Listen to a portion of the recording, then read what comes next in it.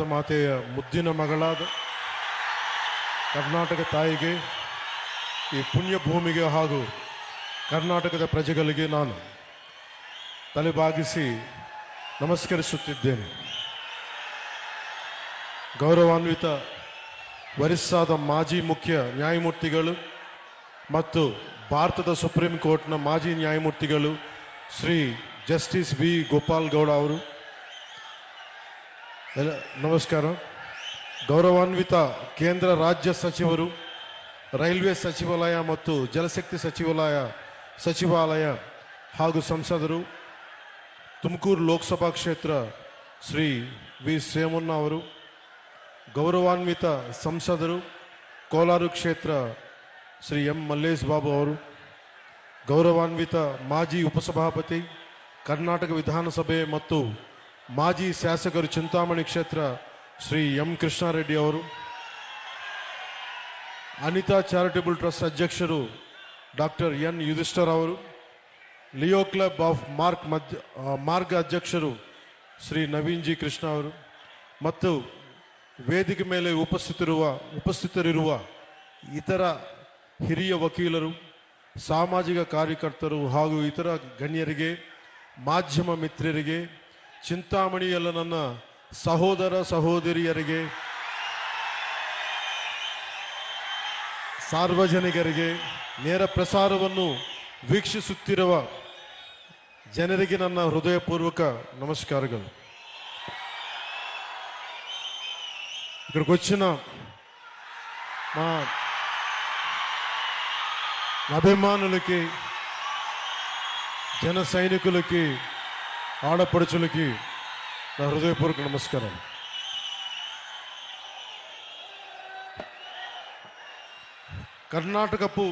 ಕರ್ನಾಟಕವು ಅದ್ಭುತ ಪರಂಪರೆ, ಸಂಸ್ಕೃತಿ ಮತ್ತು ಹಲವು ಪ್ರತಿಭೆಗಳಿರುವ ನಾಡು. ಜಗತ್ತಿಗೆ ಅವರ ಇಂಜಿನಿಯರಿಂಗ್ ತೇಜಸ್ಸು ಮತ್ತು ದೃಷ್ಟಿಕೋನದಿಂದ ಭಾರತದ ಮೂಲ ಸೌಕರ್ಯವನ್ನು ಬದಲಿಸಿದ ಭಾರತ ರತ್ನ ಮೋಕ್ಷಗುಂಡಂ ವಿಶ್ವೇಶ್ವರಯ್ಯಂತಹ ಮತ್ತು ಅವರ ರಚನೆಗಳ ಮೂಲಕ ಮಾನವೀಯತೆ, ಸಮಾನತೆ ಮತ್ತು ಸಾಮಾಜಿಕ ನ್ಯಾಯದಂತಹ ಮೌಲ್ಯಗಳನ್ನು ತಲೆಮಾರುಗಳಿಗೆ ಪ್ರೇರಣೆ ಕೊಟ್ಟಿರುವ ಪ್ರಸಿದ್ಧ ಕವಿಗಳಾದ ರಾಷ್ಟ್ರಕವಿ ಕುಪ್ಪಳಿ ವೆಂಕಟಪ್ಪ ಪುಟ್ಟಪ್ಪ ಕುವೆಂಪು ಅವರಂತಹ ಮಹನೀಯರನ್ನು ಕೊಟ್ಟಿರುವ ನಾಡು. ಕರ್ನಾಟಕದ ಜನರು ಯಾವಾಗಲೂ ತಮ್ಮ ಶ್ರಮ, ಸೃಜನಶೀಲತೆ ಮತ್ತು ಪ್ರಗತಿಯ ಕಡೆಗೆ ಪ್ರತಿಬದ್ಧ ಇರುವವರು. ಈ ಮಹಾನ್ ಭೂಮಿಯ ಮಗನಾದ ಜಸ್ಟಿಸ್ ಗೋಪಾಲ್ ಗೌಡ ಗೌಡರನ್ನು ಸಂಭ್ರಮಿಸುವುದು ಒಂದು ಗೌರವವಾದ ವಿಷಯ. ಅವರ ಜೀವನ ಮತ್ತು ಕಾರ್ಯ ಕರ್ನಾಟಕವು ನೂರಾರು ವರ್ಷಗಳಿಂದ ಪಾಲಿಸಿರುವ ನಿಷ್ಠೆ ಮತ್ತು ಸೇವೆಯ ಮೌಲ್ಯಗಳನ್ನು ಪ್ರತಿಬಿಂಬಿಸುತ್ತವೆ. ಗೌರವಾನ್ವಿತ ಜಸ್ಟಿಸ್ ವಿ ಗೋಪಾಲ್ ಗೌಡ ಅವರು 75ನೇ ಜನ್ಮದಿನ ಆಚರಣೆಯ ಈ ವಿಶೇಷ ಸಮಾರಂಭದ ಭಾಗವಾಗಿರುವುದು ನನಗೆ ಅಪಾರ ಸಂತೋಷ ಮತ್ತು ಗೌರವವಾದ ಭಾವನೆಯನ್ನು ನೀಡುತ್ತದೆ. ಅವರು ಭಾರತೀಯ ನ್ಯಾಯ ವ್ಯವಸ್ಥೆಯಲ್ಲಿ ಬಹು ಗೌರವನೀಯ ವ್ಯಕ್ತಿತ್ವಗಳಲ್ಲಿ ಒಬ್ಬರು. ಸತ್ಯ, ದಯ ಮತ್ತು ನ್ಯಾಯಕ್ಕೆ ಇರುವ ದೃಢ ನಿಷ್ಠೆಯಿಂದ ಪರಿಚಿತ. ಮನಸ್ಸಾಕ್ಷಿಗೆ ಅನುಸರಿಸಿ ನಡೆದರ ನ್ಯಾಯ ಹೇಗೆ ಜೀವನಗಳನ್ನು ಬದಲಬಲಿಸಬಹುದು ಎಂಬುದಕ್ಕೆ ಅವರು ನಿಜವಾದ ಉದಾಹರಣೆ.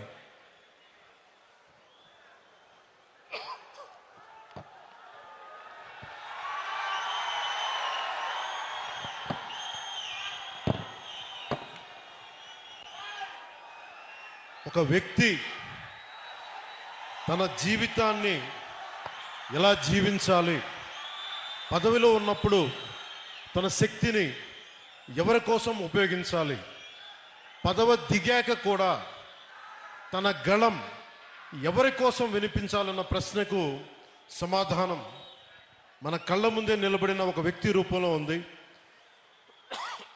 ఆయనే జస్టిస్ వి గోపాల్ గౌడ గారు. ఆయనకు జనసేన తరపున, ప్రజల తరపున, నా హృదయపూర్వక జన్మదిన శుభాకాంక్షలు.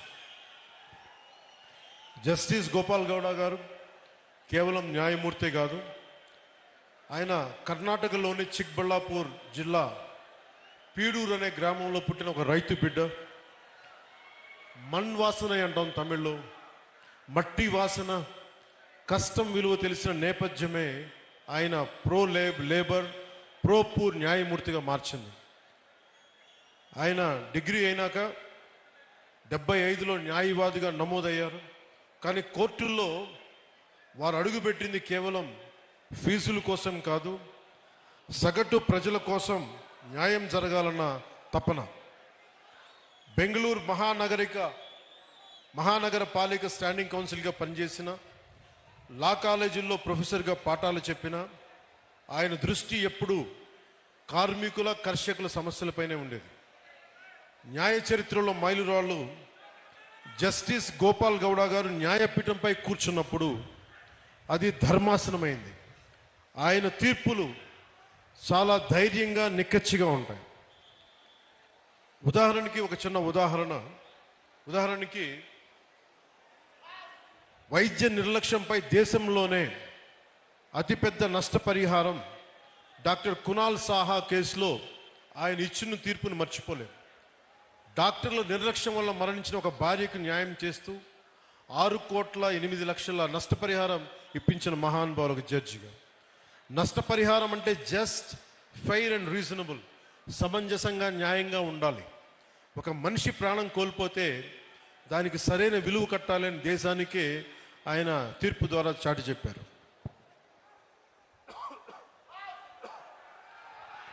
కార్మికుడికి రక్షణ, ఒక హైకోర్టు తీర్పును కొట్టివేస్తూ కార్మికుడికి అక్రమ తొలగింపునకు పరిహారం బదులు ఉద్యోగం పునరుద్ధరణ, రీఇన్స్టేట్మెంట్ తప్పనిసరి అని తేల్చి చెప్పారు. కార్మికుడికి ఉద్యోగం అంటే కేవలం జీతం కాదు, అది అతని గౌరవం, అతని భద్రత నిరూపించారు. రైతు భూముల్ని ఒక రక్షకులు వారు. పాత చట్టాల పేరుతో రైతుల భూముల్ని లాక్కోవటం ఎంతవరకు ధర్మం? భూసేకరణ చట్టం 2013లోని సెక్షన్ 24 పారాగ్రాఫ్ 2ను పటిష్టంగా అమలు చేస్తూ 5 ఏళ్లుగా పరిహారం చెల్లించని రైతుల భూములను అక్విజిషన్ ల్యాప్స్ చేసి తిరిగి వారికి అప్పగించారు. రైట్ టు లైఫ్ అంటే జీవించే హక్కు అంటే జీవనోపాధి అని, రైట్ టు లైవ్లీహుడ్ అని ప్రభుత్వాలకి చాలా సున్నితంగా హెచ్చరించారు. అలాగే నాకు ప్రత్యేకించి జనసేన సిద్ధాంతాలకి ఆయన చాలా బలమైన సపోర్టర్, బలమైన మద్దతుదారు. జస్టిస్ గోపాల్ గౌడ గారు అంటే కేవలం రిటైర్డ్ సుప్రీంకోర్టు జడ్జి కాదు, ఆయన నేటికి ఏ పాలకుల్లో ఏ తప్పులు ఉన్నా కానీ రాజ్యాంగ ఉల్లంఘనలపై నిర్భయంగా గళమెత్తుతున్న ఒక నిత్య పోరాట యోధులు. ఆయన జనసేన సిద్ధాంతాలను, విలువలను ఎంతో గౌరవిస్తారు. అందుకే చాలా పరిస్థితుల్లో మేము చేసిన పోరాటంలో ఆయన పాలు పంచుకున్నారు. భూసేకరణ చట్టంపై కావచ్చు, నల్లమల యురేనియం తవ్వకాలు కావచ్చు, అలాంటి సమావేశాలు ఆయన ఇచ్చిన దిశానిర్దేశం మా పోరాటానికి బలం. ఇటీవల గత ప్రభుత్వాలు ఉన్నప్పుడు రాజధానుల ఆలోచనపై న్యాయపరమైన అంశాలను చాలా నిర్మోహమాటంగా నిక్కచ్చిగా చెప్పారు. ఆయన ధైర్యం, ఆయన నిబద్ధత, ఆయన విలువలతో కూడిన రాజకీయం, ఇవన్నీ జనసేన లక్ష్యాలు. యువ న్యాయవాదులకు, ప్రజానాయకత్వానికి, రాజ్యాంగాన్ని కాపాడాల్సిన అవసరాన్ని ఆయన నిరంతరం గుర్తు చేస్తారు.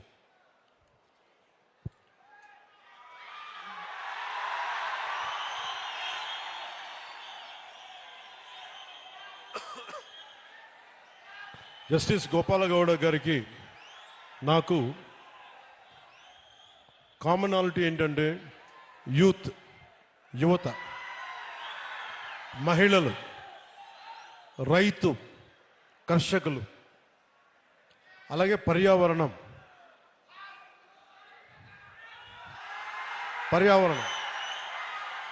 ఇవన్నీ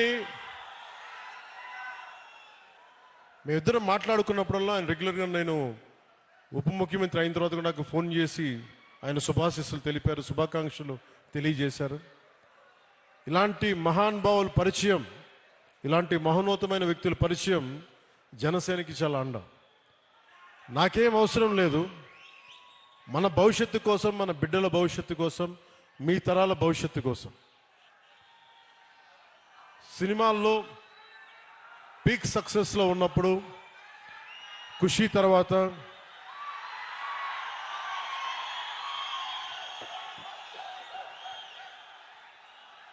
నేను ఒకటే ఆలోచించాను. సినిమాల్లో మాట్లాడటం ఒక విధానం అయితే 2-3 గంటలు ఎంటర్టైన్మెంట్ అయిపోద్ది. కానీ ఆ స్ఫూర్తి జీవితంలో తీసుకుంటే ఎలా ఉంటుందని 2000 ఆలోచిస్తే ఈరోజు కొద్దిగా ఫలితం చూస్తున్నాం. ఆ ఫలితం, ఆ థాట్ వెనక, ఆలోచన వెనక ముఖ్య ఉద్దేశం భారతదేశంలోని యువతకి, మన దక్షిణ భారతంలోని యువతకి మనం ఎంత నిలబడగలం, ఆ ఒక్క ఆలోచనే నన్ను రాజకీయాల్లోకి పట్టుకొచ్చింది. అలా రాజకీయాల్లోకి వచ్చినప్పుడు గోపాల్ గౌడ గారు లాంటి వ్యక్తులు నిరాశ నిస్పృహతో ఉన్నప్పుడు, ఓడిపోయినప్పుడు నా భుజం తట్టి నువ్వు బలంగా ఉండు, మంచి రోజులు వస్తాయని చెప్పిన బలమైన వ్యక్తి నాకు.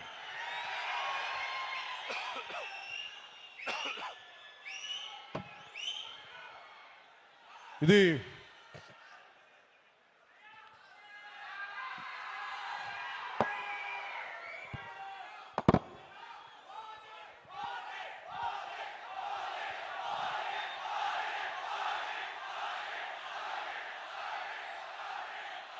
ఈ సందర్భంలో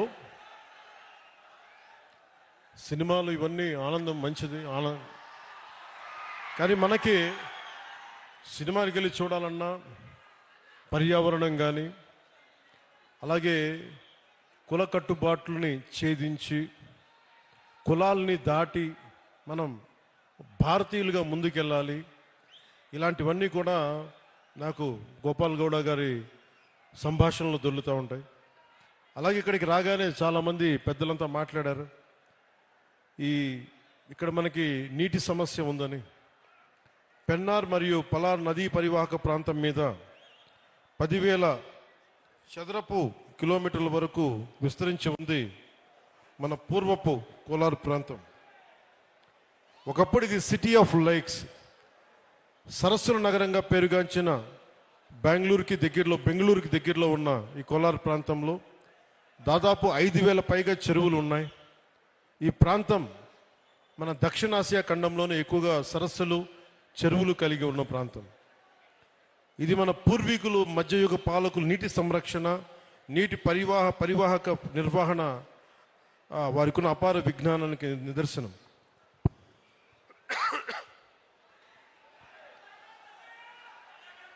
అలాగే ఇది మన జిల్లాలన్నీ కూడా ల్యాండ్ లాక్ రీజియన్స్ కాబట్టి నీటిని అందించడం మీద ఎలాంటి చర్యలు చేపట్టాలి అనేది చాలా బలంగా మాట్లాడారు అందరూ. దానికి సంబంధించిన ఇన్ఫర్మేషన్ కూడా ఇచ్చారు. అలాగే కోలార్, చిక్బళ్ళాపూర్ జిల్లాలు బెంగళూరుకు ఆహారాన్ని అందించే అక్షయ పాత్ర ఈ రోజున నీటి ఎద్దడితో ఇబ్బంది పడుతూ ఉన్నారు. దీనికి సంబంధించి సోదర భావంతో మీ సమస్యని పరిష్కరించడం కోసం ఒక ప్రయత్నం చేస్తారని మీకు తెలియజేసుకుంటా ఉన్నాను.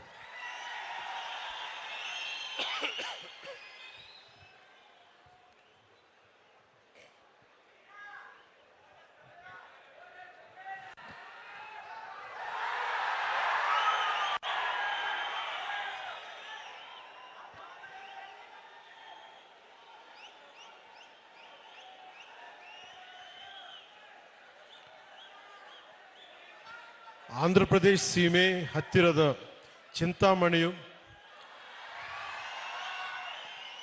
ఇక్కడికి వస్తూ ఉంటే చింతామణిలో ప్రతి ఒక్కరు కూడా మన అభిమానులందరికీ అంటే ఎంత అదృష్టం చేసుకున్నామంటే మనందరం మీ అందరి అభిమానం, మీ అందరి ప్రేమ ఒక మహోన్నతమైన న్యాయమూర్తి 75వ సంవత్సరం పుట్టినరోజుకి మనం అందరం వచ్చి మీ శుభాకాంక్షలు, మీ ఆశీస్సులు ఆయనకి నిండుగా ఉన్నందుకు చాలా చాలా ఆనందంగా ఉంది. ಆಂಧ್ರಪ್ರದೇಶ್ ಸೀಮೆ ಹತ್ತಿರದ చింతామಣಿಯ ಈ ನಗರದಲ್ಲಿ ಇಂದು ಇರುವುದು నాకు ಗೌರವವಾದ ವಿಷಯ. ಇದು ನಮ್ಮ ಸಮಾನ ಮೌಲ್ಯಗಳು ಮತ್ತು ಆಳವಾದ ಸಂಬಂಧಗಳನ್ನು ಸುತ್ತದೆ. ಆಂಧ್ರ ಪ್ರದೇಶ್ ಮತ್ತು ಕರ್ನಾಟಕದ ಸಂಬಂಧ ಪರಸ್ಪರ ಗೌರವ ಮತ್ತು ದಶಕಗಳ ಸ್ನೇಹ ಮತ್ತು ಸಹಕಾರದ ಮೇಲೆ ಬಲವಾಗಿ ನಿಂತಿದೆ. ಅನೇಕ ತೆಲುಗು ಕುಟುಂಬಗಳು ಕರ್ನಾಟಕದಲ್ಲಿ ನೆಲೆಸಿದ್ದಾರೆ ಹಾಗೂ ಇಲ್ಲಿನ ಸಾಮಾಜಿಕ ಮತ್ತು ಸಾಂಸ್ಕೃತಿಕ ನೆಲೆಯನ್ನು ಸಮೃದ್ಧಪಡಿಸಿದ್ದಾರೆ. ಹಾಗೆಯೇ ಆಂಧ್ರ ಪ್ರದೇಶನಲ್ಲಿ ಅನಂತಪುರ್, ಶ್ರೀ ಸತ್ಯಸಾಯಿ ಮತ್ತು ಕರ್ನೂಲ್ ಜಿಲ್ಲಾಗಳಲ್ಲಿ 57 ಕನ್ನಡ ಮಾಧ್ಯಮ ಶಾಲೆಗಳಿವೆ. ಅಲ್ಲಿ ಮಕ್ಕಳಿಗೆ ತಮ್ಮ ಮಾತೃಭಾಷೆಯಲ್ಲಿ ಕಲಿಕೆಯ ಅವಕಾಶವನ್ನು ಕೊಡುತ್ತಿದೆ. ಇತ್ತೀಚೆಗೆ ಕರ್ನಾಟಕ ಸರ್ಕಾರವು 4 ಕುಂಕಿ ಆನೆಗಳನ್ನು ಮಾನವ ಮೃಗ ಸಂಘಟನೆಗಳನ್ನು ನಿಯಂತ್ರಿಸಲಿಕ್ಕೆ ಸಹಾಯ ಮಾಡಲು ಆಂಧ್ರ ಪ್ರದೇಶಗೆ ಕಳುಹಿಸಿತು. ಇದು ನಮ್ಮ 2 ರಾಜ್ಯಗಳನ್ನು ಒಂದುಗೂಡಿಸುವ ದಯ, ಸಹಕಾರ ಮತ್ತು ಐಕ್ಯತೆಯನ್ನು ತೋರಿಸುತ್ತದೆ. 5 ನಮಗೆ ಏನನ್ನು ನೆನಪಿಸುತ್ತದೆ ಅಂದರೆ ಸೀಮೆಗಳು ನಕ್ಷವುಗಳಲ್ಲಿ ಮಾತ್ರ ರೇಖೆ ಹಾಕಬಹುದು, ಮನಸ್ಸುಗಳನ್ನಲ್ಲ. ಕುಂಕಿ ಆನೆಗಳ ವರ್ಗಾವಣೆ ಸಮಯದಲ್ಲಿ ಕೆಲವು ಕರ್ನಾಟಕ ಮಂತ್ರಿಗಳು ಅವರ ಭಕ್ತರನ್ನು ಶ್ರೀಶೈಲಂ ದೇವಸ್ಥಾನ ದರ್ಶನ ಮಾಡಲು ಸಹಾಯ ಹಾಗೂ ವಸತಿ ಆಶ್ರಯಗಳ ನಿರ್ಮಾಣ, ಮಠಗಳ ಅನುಗ್ರಹದ ಅನುಮತಿ, ಅನ್ಯ ಸಂಬಂಧ ವಿಷಯಗಳು ಸಹಾಯ ಮಾಡಬೇಕಾಗಿ ವಿನಂತಿಸಿದಂತೆ ಗೌರವಾನ್ವಿತ ಮುಖ್ಯಮಂತ್ರಿ ಶ್ರೀ ನಾರಾ ಚಂದ್ರಬಾಬು ನಾಯ್ಡುರವರ ಮತ್ತು ನಾನು ಸಂಬಂಧಿತ ವಿಭಾಗಗಳೊಂದಿಗೆ ಸಭೆ ಮಾಡಿದ್ದೇವೆ. ಗೌರವಾನ್ವಿತ ಪ್ರಧಾನಮಂತ್ರಿ ಶ್ರೀ ನರೇಂದ್ರ ಮೋದಿಜಿ ಅವರ ನೇತೃತ್ವದಲ್ಲಿ ಕೇಂದ್ರ ಸರ್ಕಾರ ಸಹಾಯದೊಂದಿಗೆ ನಮ್ಮ ಪ್ರೀತಿಯ ಕರ್ನಾಟಕ ಜನರಿಗೆ ಈ ಸಮಸ್ಯೆಗಳನ್ನು ಸುಲಭವಾಗಿಸುವ ಕಾರ್ಯದಲ್ಲಿದ್ದೇವೆ. ಈ ವೇದಿಕೆ ಮೂಲಕ ನಾನು ಹೇಳಬೇಕೆಂದು ಇಷ್ಟಪಡುವುದೇನೆಂದರೆ, ಕಲೆ ಮತ್ತು ಸಂಸ್ಕೃತಿ ನಮ್ಮನ್ನು ಒಂದುಗೂಡಿಸಬೇಕು, ಹೊರತು ಬೇರೆ ಮಾಡಬಾರದು. Art and culture should unite us, not divide us. ನಾವು ಎಲ್ಲರೂ ಭಾರತ ಮಾತೆಯ ಮಕ್ಕಳು, ಸಾಮಾನ್ಯ ಮೌಲ್ಯಗಳ ಮತ್ತು ಪರಸ್ಪರ ಗೌರವಕ್ಕೆ ಬದ್ಧರಾಗಿರುತ್ತವೆ. ಆಂಧ್ರ ಪ್ರದೇಶಕ್ಕೆ ಕರ್ನಾಟಕ ಮೇಲೆ ತುಂಬ ಪ್ರೀತಿ ಇದೆ ಮತ್ತು ಇಲ್ಲಿನ ಕಲೆ, ಸಂಸ್ಕೃತಿ ಮತ್ತು ಪರಂಪರೆಗಳನ್ನು ಯಾವಾಗಲೂ ಗೌರವದಿಂದ ಸ್ವಾಗತಿಸುತ್ತದೆ ಮತ್ತು ಸಂಭ್ರಮಿಸುತ್ತದೆ. ಅದು ಚಲನಚಿತ್ರ ಆಗಿರಲಿ, ಸಾಹಿತ್ಯ ಆಗಿರಲಿ, ಸಂಗೀತ ಆಗಿರಲಿ ಅಥವಾ ಯಾವುದೇ ಬೇರೆ ಕ್ಷೇತ್ರವಿರಲಿ, ಇವು ಮನಸ್ಸುಗಳನ್ನು ಸೇರಿಸುವ ಸೇತುವೆಗಳು. ವಿಶೇಷವಾಗಿ ಚಲನಚಿತ್ರಗಳು ಜನರಿಗೆ ಪರಸ್ಪರ ಸಂಸ್ಕೃತಿ ಮತ್ತು ಮೌಲ್ಯಗಳನ್ನು ಅರಿಯಲು ಬಲವಾದ ಮಾಧ್ಯಮವಾಗಿವೆ. ಈ ಏಕತ್ವದ ಮತ್ತು ಪರಸ್ಪರ ಗೌರವದ ಭಾವನೆಯೇ ನಮ್ಮ ಜೀವನದ ಪದ್ಧತಿಯಾಗಬೇಕು. ಇದೇ ರೀತಿ ನಾವು ನಮ್ಮ ಸಮಸ್ತ ಭಾರತವನ್ನು ಸಂಭ್ರಮಿಸಬೇಕು. ಜಸ್ಟಿಸ್ ಗೋಪಾಲಗೌಡ ಅವರಿಗೆ 75ನೇ ಜನ್ಮದಿನದ ಹೃದಯಪೂರ್ವಕ ಶುಭಾಶಯಗಳು.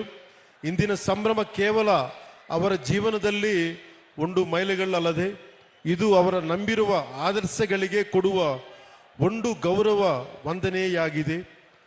ಇತರರಿಗಾಗಿ ಬದುಕುವುದು ಮತ್ತು ನ್ಯಾಯಕ್ಕಾಗಿ ನಿಲ್ಗುವುದರಲ್ಲಿ ನಿಜವಾದ ಶ್ರೇಷ್ಠತೆ ಅಡಗಿದೆ ಎಂದು ಅವರ ಜೀವನ ನಮಗೆ ನೆನಪಿಸುತ್ತದೆ. ಅವರಿಗೆ ಉತ್ತಮ ಆರೋಗ್ಯ ಮತ್ತು ಸಮೃದ್ಧಿಯನ್ನು ಆಶಿಸುತ್ತೇನೆ.